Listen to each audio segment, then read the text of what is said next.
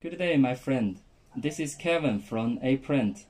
Now I'm going to show you how to use this Ricoh reset device to change the page counters. Step 1. Print the page counter like this. Later we're going to need this data, so please put it well on the desk. Step 2. Take the counter chip of the machine and connect it with the reset device. There are two kinds of chips for Ricoh machines. First one is this kind of 8-pin chip. The other one is square chip, like this. We need to take the chip of the machine from mainboard. Here I show you the position.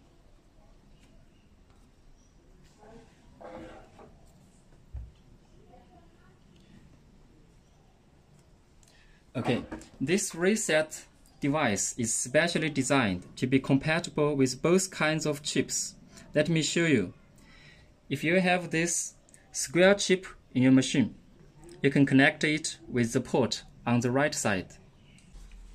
Now, after the job is done, we can disconnect the device with the laptop.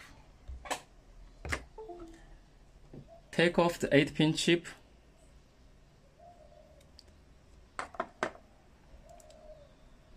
Now all we need to do is to install this chip.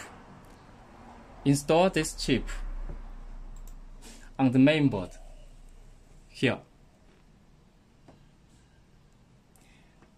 And congratulations, the job is done. If you have any questions during this process, please feel free to contact info@aprint.com.cn. We are always here, ready to serve. Okay, that would be all for today. Thank you, my friend. I wish you all the best.